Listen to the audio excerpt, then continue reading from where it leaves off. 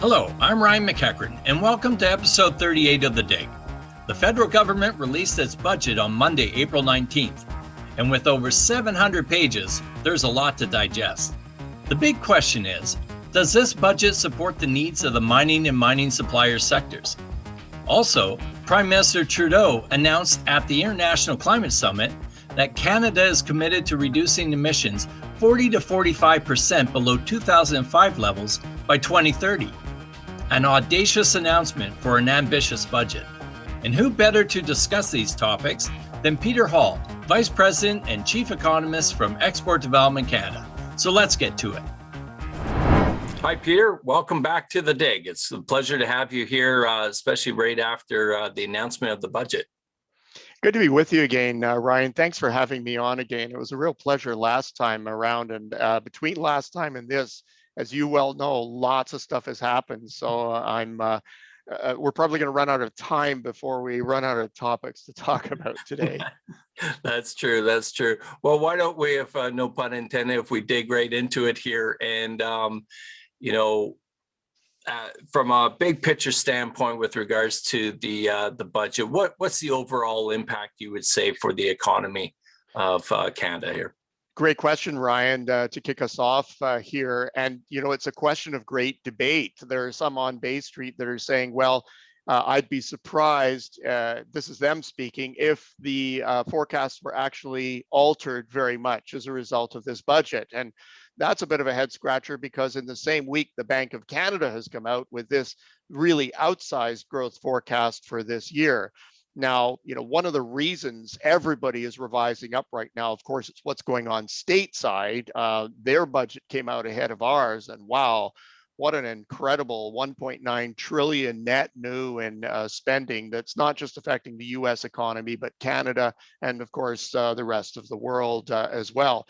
So we have that to absorb and then to layer on what happened here. Well, our forecast for world growth for Canadian growth is probably going to rise by somewhere between 0.2 and 0.5%. Now, we already had 5.5 for this year. So already an aggressive growth forecast. So we would look at moving to somewhere between 5.7 and actually 6% growth. Well, to put that in context, the Bank of Canada is already up at 6.5% right now. Now, typically the bank is conservative about their outlook. So I need to mine into all the bits and pieces of why it is that they would revise their forecast up. Now, let's rewind back to those Bay Street people who are saying, I'd be surprised if there were any adjustments that are actually made. How can they get off with a comment like that? Well, when you actually see, what looks like an outsized budget, remember that it's following very outsized stimulus before. And so the challenge always is to take what was spent before and actually try to augment it so you get growth on the bottom line. So you can have a big increase in net new spending, but if it actually falls shy of the previous year, well, you could have a reduction in overall activity actually coming out of that. And that's how Obama sort of tied himself up in knots, Right. Post-global financial crisis, because he was saying, look, I'm spending hundreds of billions of dollars this quarter. Well, they were only replacing the hundreds of billions of dollars that you spent last quarter. So the net effect, if you don't have any underlying growth happening, is zero. So that's why there is, sort of this battle going on as to, how much growth is going to occur. We actually believe that it's knocked growth up, and that's not a small number. Okay. And, a big theme out of this budget, I can't remember a budget that had the word mineral in it so many times. So from our sector, we're pretty excited about what we're hearing here. It wasn't too long ago where the word mining wasn't even in the vernacular of the budget. So, any comments on with regards to the going net zero and the critical minerals part? Sure. I mean, I think that part of the reason it was sort of a politically sensitive thing to say in the past was that mining is, typically associated with big holes in the ground or, carving out a mountain. What do you do with tailings ponds?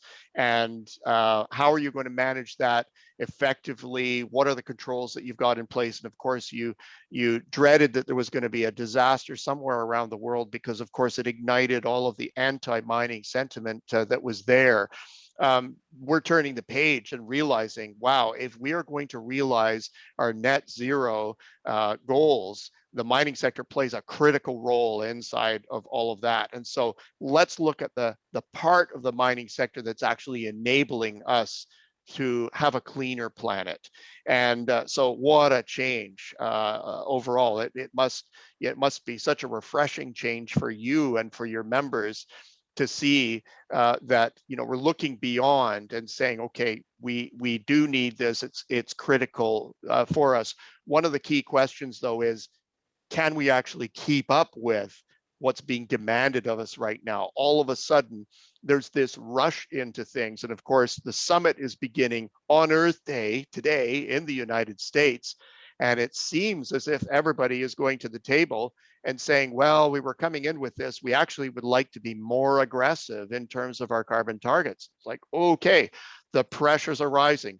Meanwhile, we've got a world economy that is coming back from, you know, the COVID crunch, and supply chains are in a funk everywhere. And so here we are, with all of this potential immediate activity compromising or threatening to compromise our supply chains. Yeah, and with regards to that too, hearing from the Biden administration earlier, prior to our budget release, it certainly hinted to, and I've heard people talk about it too, is, you know, a resilient supply chain, which might be interpreted as a domestic supply chain. And certainly that language was there. That was one of the comments that I heard, was to be careful. You know, we can have a resilient supply chain that involves North America or their other trading partners, but it doesn't have to be domestic. You know. Well, the interesting thing about domestic supply chains is, if we want to build walls around any economy right now and say we want to keep as much of this inside of those walls as we possibly can, well, the implications for the pressures on a domestic supply chain are horrendous. You know, people are scratching their heads and wondering, do we have enough global capacity to absorb the growth that is coming our way right now, let alone domestic capacity? And I'm certainly one who believes that we've come to depend in a good way on our global supply chains. And, you know, something like COVID or a natural weather disaster, of course, has us rethinking, you know, should we localize? Should we actually have redundancy, nearshoring, so that, you know, in an event like that, we actually have some capacity that we can tap into? And of course, that whole debate has been revived again. But if we think that we can get any economy, especially a very significant economy in the world, back up and running only on domestic supply chains, that's another reality. That's not our reality right now globally at the moment. And so the dependence on those global supply chains is going to be every bit as strong as it was, you know, the day before the pandemic actually hit. Right. And so again, to the size of this opportunity is pretty, you know, it's hard to even really take in, considering the demand and the objectives. And as you said, on Earth Day here, there with these topics. So, you know, key pieces to me is for questions is, you know, are we hearing what we heard? And is the budget really telling us that we're going to be able to get a chunk of that pie? Like the fear always is, are we going to be able to develop the raw materials and the critical minerals, we'll call them? But what about the value chain down below that, all the way down to assembly of cars, if you want to go down the EV route? You know, are we seeing the right indications from the budget and from this government that we would actually be able to take be able to have a piece of that pie, if you will? Well, I don't think that it's temporary log jams that will cut anybody out of that for a prolonged period of time. And we're really talking about weeks and months here, Ryan. We had the capacity prior to COVID hitting And we're not talking about a Canadian economy that's going over pre-COVID levels of activity until the end of this year. And, people might say, ooh, that's when things get tight. No, that's not when things get tight, because prior to COVID, we actually were thinking that we would have an economy that would be growing 1.5 to 2%. So it's getting up beyond pre-COVID levels of activity to where we would have been had we continued to grow. That's really the critical element. And we're quite a piece away from that at the moment. And so the Bank of Canada has just revised up in its monetary policy report potential output based on what is happening right now. And so we would certainly be in sync with that. Our estimates of that would have been higher than the banks to begin with. And it's getting up to that threshold. Once we crack that barrier, that's when you have to worry about whether there's any capacity around or not. And like I said, we're a long way from that. So it's just, this is the short run, how do I turn my business back on again problem that we have here. And so a couple of the key encumbrances to that are, number one, on the labor side of things, like, can you actually get your labor back up again? One of the places actually where this has been a really hot topic is down in Chile. Are miners going to be happy to actually go down into the pit or into the hole and actually do their business side by side with people whose healthcare situation they're not really fully comfortable with? It's not just them, it's the rest of us as well. So it's mines, it's factories, it's restaurants, it's airplanes, and so forth. Are we going to get to the point of comfort there? So will labor actually go back? That's a huge question mark. So we might have our own companies that are compromised by a labor force that is saying, we're going to wait and see here, and that might cause very localized problems. What about the rest of the economy? Well, there's a business decision that needs to be made here as well. If you're a standard business owner, you're saying, okay, well, somebody's saying that the economy is going to be back up to 100% by the end of this year. I could bet the farm on that, but COVID has given us wave after wave of disappointment coming our way.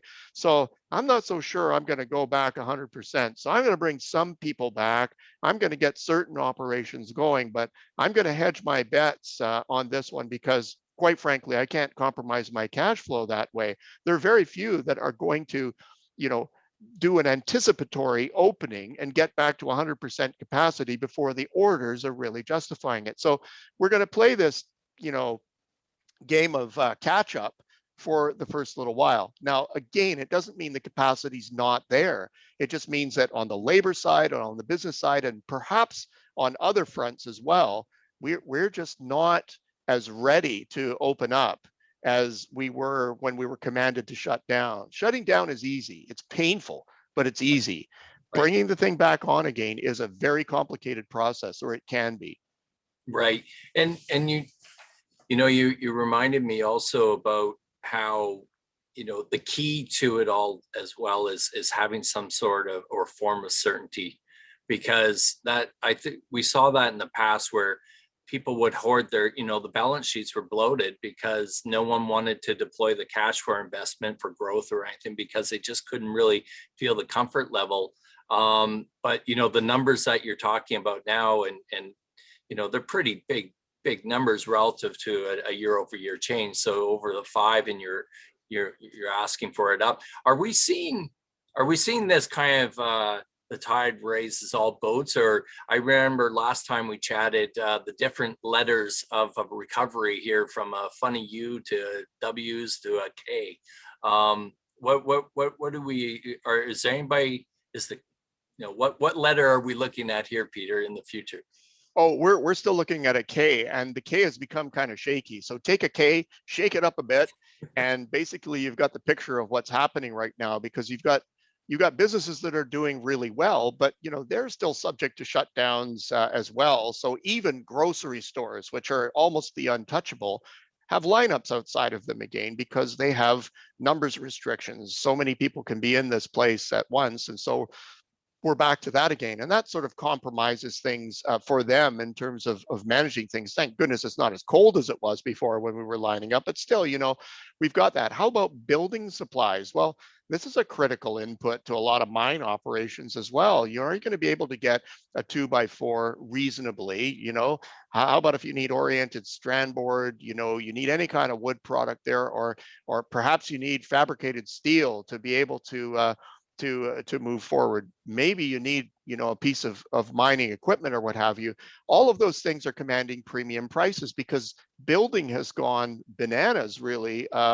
Here, we know our situation in Canada, but stateside, they're doing better than they have since the global financial crisis hit. And they're really not tuned to that. There was maybe a lot of idled investment for about 11 years down in the United States. All of a sudden, they're saying, okay, this thing is firing up again. We don't have the capacity because we sort of shut down. Where can we suck all of these supplies in from? So that's something that'll work itself out, but that's not going to be an overnight solution. That's something that is a problem that has been sort of festering for about 10 years. And so to the extent that that kind of thing actually encumbers things, the tide can rise, but, the boats, some of them are still sort of anchored to the bottom there, and that chain is short. And so the tide might rise, but, there's something that's pulling against it at this point in time. That's really unfortunate because you'd really like to have a lot of chain, to be able to do that. Now, the chain can lengthen. It's just stuck on something inside of the boat there, and somebody needs to sort of let it out there. I'm going crazy on this analogy here, but that's sort of the picture that's here. Chains get rusty when they're hanging around for 10 or 11 years, but it's just a question of getting that fluidity going again. And, nobody can really put a pin in how long that's going to take. But back to your question, the K-shaped forecast, you've got the ones that are down in the basement and they've been there for a long time. It's going to be most difficult for them to get up and running. So for example, air carriers, how are they actually going to get themselves going again? Could be problematic. And if in the mining industry, to keep business going, you need to have people-to-people interactions. Well, that's an industry that's still at low capacity. You can't get, enough feeder flights to get somewhere. You've got 4-hour waits that are, sort of the par for the course right now. Those are the kinds of things that we're maybe not thinking about right now that are fundamental to getting things going. And it's going to take some time for that to get back up and running. I hope I wasn't too all over the place, but we're still K-shaped. It's shaky because we still have waves of activity, and the timing of everybody actually coming back is going to depend on the industry. Right. Okay. Because that was, you brought up lumber, and I thought it was a good indication. It definitely showed some inflationary pricing to it, and so I started thinking about, are we heading into a huge surge of inflationary pressures, or is this a short-term impact that's going to happen that'll unleash it, or unchain itself, if we'll use that word again, once we get through the post-pandemic perspective, or are we looking for a surge in inflation here? Yeah, it's a great question, Ryan. And, we need to be prepared for jumps in prices. They're already happening to us right now. We've seen the spike in copper prices.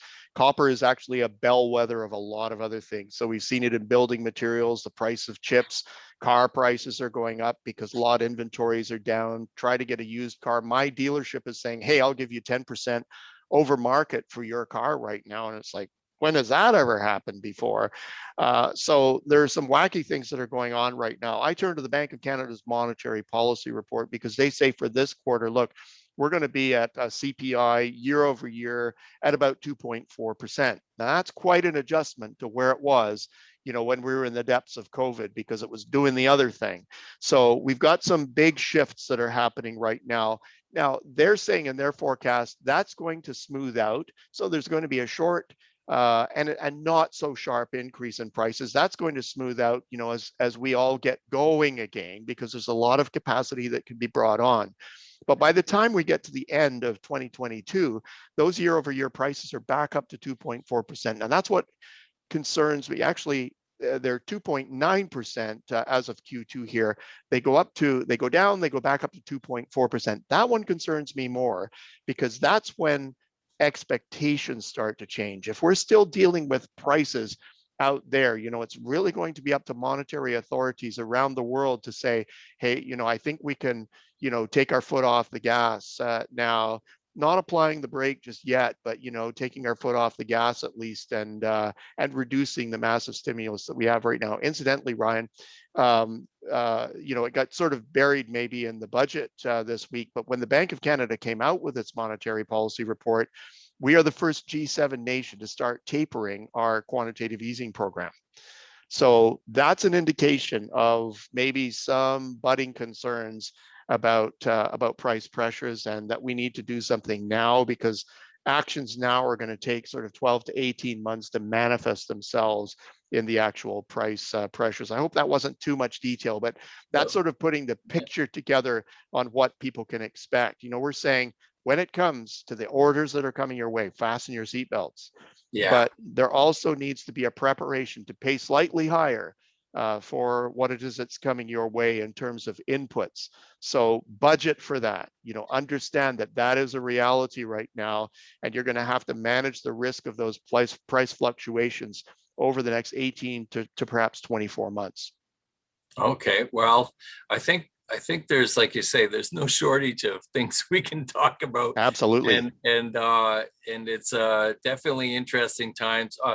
There's a feeling of optimism, definitely, I think, with the budget and with the Prime Minister, what his goals are going to be on Earth Day here. So I look forward to catching up with you again near the end of this year. So much has changed, so much changes. So it'll be a real pleasure to catch up with you then as well. So thanks again. Likewise, for being Ryan. on the Hey, day. my pleasure, Ryan. Always great to be with you, and I wish you and all of your members the very best as you continue to work your way through all of this. Always happy to help out with economic information. Look forward to next time. Awesome. Thanks a lot, Peter. That's it for this week's show. I'd like to thank our guest, Peter Hall from Export Development Canada. Follow us on LinkedIn and Twitter at Mining Suppliers. And please subscribe to our YouTube channel to get instant access to the latest episode and past episodes of The Dig. Thanks for joining us. Until next time, I'm Ryan McEachran. Take care and stay safe.